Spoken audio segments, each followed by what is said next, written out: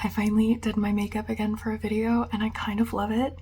It's 70s inspired, but a lot of the 70s was also taken from the 1920s in this revival.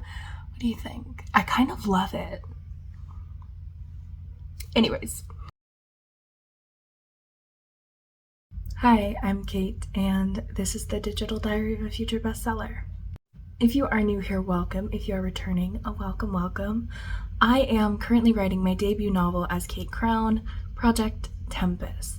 It is a dark fantasy thriller where a cursed court reporter is thrown backwards in time to the queer underground of 1972 New York and has to solve the ultimate cold case, her own murder.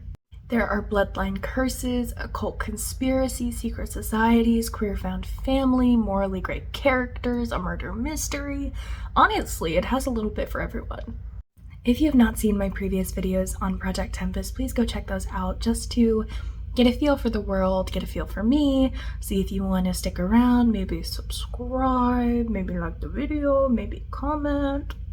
But in this video, I'm going to be talking about my world. I already did a world building video, however, because we are getting into the real meat of the story, I thought it would be fun to do a little why I chose this world, why this year, the research I've done, my inspirations, just a little get to know the author through the book type video. So without further ado, let's get to yapping.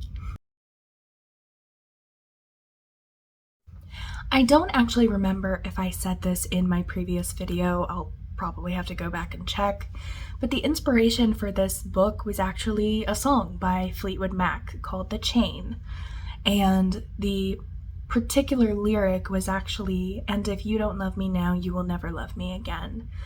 For some reason, even after hearing that song 100 times, when I heard it at this moment, I just got images in my head of time travel and bloodline curses and trying to navigate a different time in the 70s. I can't explain why my brain created what it created, but I'm grateful that it created what it created. Why 1972? Well, I'm so glad you asked. It was always going to be a flip up of 1972, 73, or 1975. I can't tell you specifically why those years really stuck out to me, but they did. As I was doing more research into the 70s, as I was looking into a lot of the societal changes, a lot of political tensions, and just general day-to-day life, I kept getting more and more pulled to do the early 70s. Specifically because you were witnessing a lot of the changes that were implemented in the 60s actually having a cause and effect in the 70s. You were witnessing how desegregation impacted culture, how it impacted education, how it changed the way that people moved through the United States.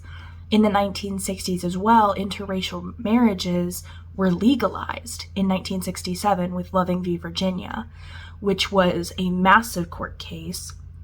And previously, if you were an interracial couple, it was not allowed.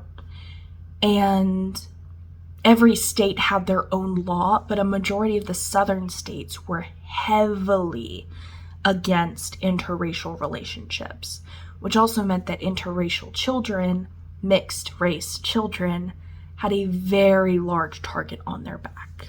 That is important because there is actually a character in the book that is mixed race. The early 1970s was really a catalyst for a lot of other cultural moments in the late 70s and the 80s. But between 1972 and 73, 1973 is when the US invaded Vietnam. We all know how that went. And if you don't, you should really look into it because it's absolutely fascinating. But 1972, in terms of politics and just general society, there wasn't a whole lot going on. I mean, The Godfather came out. That was about it. Take the gun. Wait. Leave the gun. Take the cannoli. If you are unaware, The Godfather is a film based around an Italian-American mob family. It's interesting, I'll give it that. It's also considered one of the best films ever made. Also, Watergate happened in 1973. Do y'all remember when politicians had, shame? I do. It was nice. But I digress. So, it was really a toss-up between 72 and 73, and I decided to have the actual events of the book take place in 1972. My main character finds a cold case from 1973. So by the time she goes back to 1972, she has about a year to solve her own murder. So it really is this ticking clock type situation, and I'm very happy that I did that, for reasons that will become apparent if you read the book. Now we can get into the queer underground. I say that in quotations because it's not just a queer underground. So, I'm getting ahead of myself. Ballroom. Fabulous. If you are unfamiliar with ballroom, I don't blame you. A lot of people don't know the origins of ballroom, and that's okay. If you are familiar with RuPaul's Drag Race, or you are familiar with the show Pose, which if you haven't seen it, it's so good. I highly encourage you to watch it. Ballroom culture was a subset of drag. Drag has always been around. It has always been a thing. Cross-dressing has always been a thing, despite what certain people want you to believe.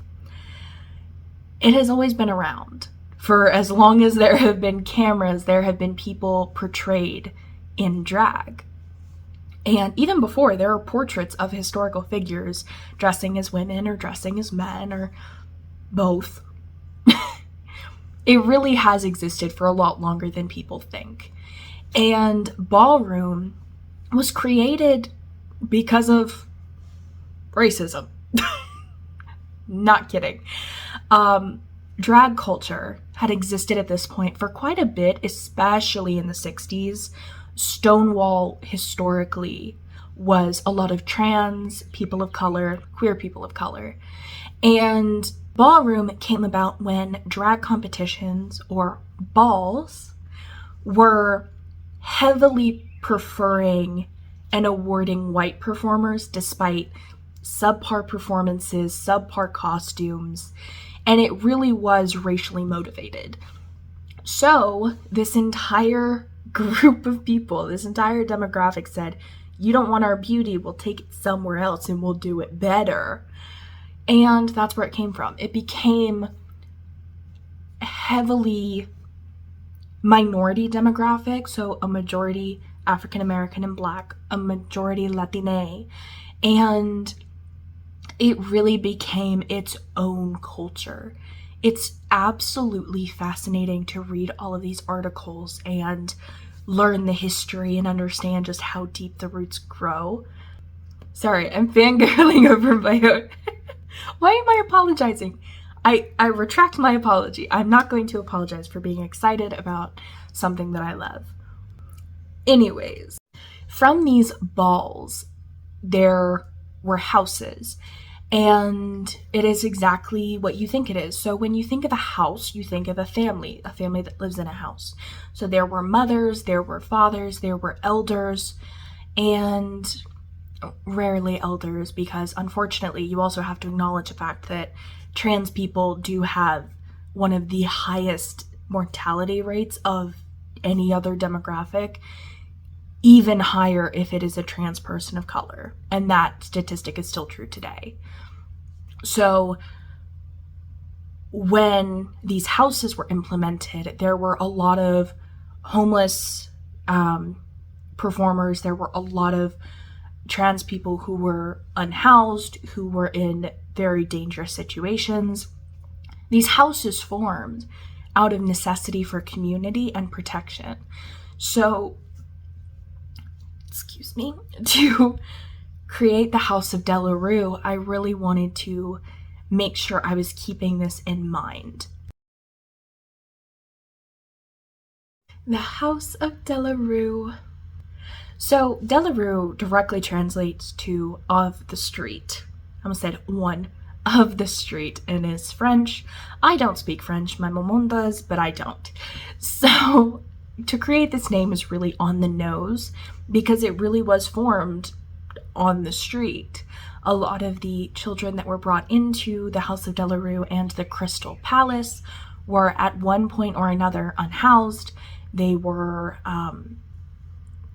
workers and overall did not have a very easy life prior to coming into the House of Delarue. It functions like a normal house, so Viola Delarue is the mother. If you've not seen my world building video, check that out because Viola is such an interesting character. The Crystal Palace functions not only as a ballroom, as a meeting place for the queer community to be able to express themselves and feel safe, but also as a network of information for anything at the time that was considered illegal or illicit. I say that in quotes because there was a lot of things at this time that were illegal or illicit, such as being gay. So it's... and you might be wondering, well, how does this place stay secret? How does it not have to move and travel? And how do people keep their identity safe? And the answer is masks. No, literally, like masks, full masks. Everybody who is in the Crystal Palace is required to wear a mask and use an alias. This is very much the slogan of no name, no face, no case. So Viola implemented this rule when she started to expand the club and the palace. The 1970s, like I said, is such a fascinating year to me, and despite this being historical fiction or borderline historical fantasy, I still want to base it in reality. I think it is important to acknowledge the history that we have and learn from it, to acknowledge where things have come from, to acknowledge where things were, and know that we can progress as long as we are learning from mistakes, what worked, what didn't, and also just remembering. There's so much power in memory because it can't be removed. It can't be scrubbed. It can't be taken down. There is so much history, and there is just so much knowledge that you can tap into. And quite frankly, being an author, being able to write this book has given me so many opportunities to learn about queer history and just history in general, which has always been a passion of mine. And I'm just grateful that I get to do it. So, yeah. I hope you enjoyed. I know it's a little bit short, but I felt like this topic was important to discuss, especially with this book, and I hope that you enjoyed the video. Remember to subscribe, like, and comment if you feel so inclined, and I will see you in the next one. I appreciate you. Bye!